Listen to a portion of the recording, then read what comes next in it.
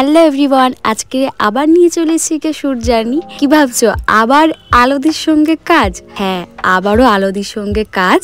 তো চলো গল্পটা শুরু করা যাক। যেদিন এই শ্যুটটা ছিল সেদিনকে ছিল হচ্ছে ভীষণ গরম। সকালবেলা উঠেই দেখছি ভীষণ গরম পড়ে গিয়েছে, তাই আমি একটু বানিয়ে নিয়েছিলাম ডিটক্স ওয়াটার। তারপরে রেডি শেডি হয়ে বেরিয়ে পড়েছিলাম আলোদির সঙ্গে। এই হচ্ছে আমার সেকেন্ড টাইম কাজ। তো শ্যুটটা ছিল সেদিনকে দমদম আরপি স্টুডিওতে। আমি বেরিয়ে তো পড়েছি, কিন্তু রাস্তায় বেরিয়ে যেই পরিমাণ গরম, উফ আল্লাহ, আমি কি বলবো আর সেই দিনের কথা।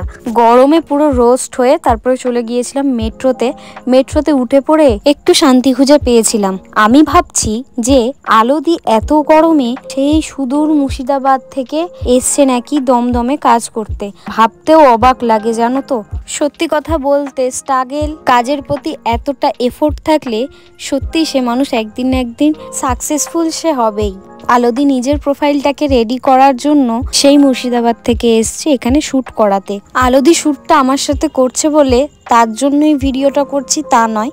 আমি চাই সত্যি আলোদি অনেক অনেক অনেক বড় মেকআপ আর্টিস্ট হোক, অনেক সাকসেসফুল একটা মেকআপ আর্টিস্ট হোক, অনেক ভালো ভালো কাজ করে নিজে এগিয়ে চলুক।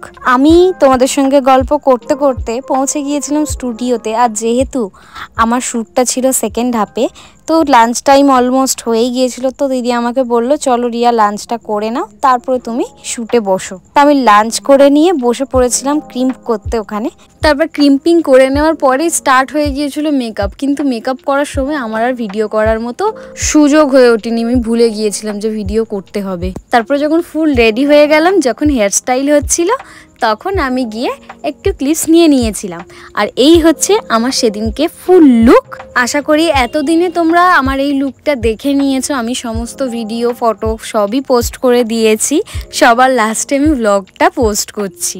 তোমরা ভীষণ পছন্দ করেছো এই লুকটা, একদম অন্যরকম হয়েছে, একদম তোমাদের ভীষণ ভালো লেগেছে। আমি বুঝতে পেরেছি তোমরা ভীষণ ভালোবাসা দিয়েছো। এখনও যারা ফটো ভিডিও দেখোনি তারা এখানে কমেন্ট করে জানিও যে এই লুকটাতে আমাকে কেমন লাগছে। আর সেদিনকারে ফটোগ্রাফার দাদা ছিল শুভজিৎ দা। ফটো ভিডিও সেদিনকারে শুভজিৎ দাই করেছিল, আর আমার ভীষণ পছন্দ হয়েছে। আশা করি তোমাদেরও সকলের ভীষণ ভালো লেগেছে। এমন সুন্দর মেকআপ পেতে আর এত সুন্দর সুন্দর ভিডিও পেতে তোমরা অবশ্যই করে শুভজিৎ দা আর আলোদিকে বুক করতে পারো। আর এই ড্রেস জুয়েলারিটা হচ্ছে বর্ণাদির, অবশ্যই করে তোমরা বর্ণাদির সঙ্গেও যোগাযোগ করো। তো এইভাবেই আমার সেদিনের শ্যুটটা শেষ হয়ে যায়, আর আমি চলে যাই বাড়ির দিকে আইসক্রিম খেতে খেতে। কিন্তু সেদিনকারে শুধু বাড়িই আমি যাইনি, সেদিনকারে আমার ছিল একটা ইনভিটেশন। তো সেখানেই যাওয়ার জন্য আমি বাড়িতে গিয়ে আবার চেঞ্জিং করে বেরিয়ে পড়ি। তো যাওয়ার পথ তো শেষ হয় না, অনেকটাই রাত হয়ে গিয়েছিল, তাই মনে হচ্ছিল যেন রাস্তা শেষই হচ্ছে না। সেদিন যেখানে আমার ইনভিটেশনটা ছিল, তো সেখানেই যাবে আশিক। তো আমি তাই জন্য আশিককেই বলেছিলাম আমাকে একটু ছেড়ে দিতে।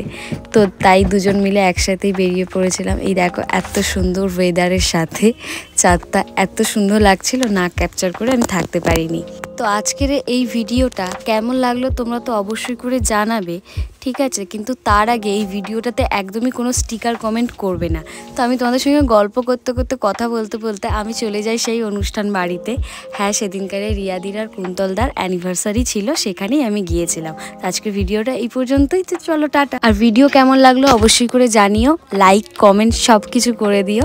তো আমার এরকম ব্লগ যদি আরও দেখতে চাও তোমরা কমেন্ট করে জানিও।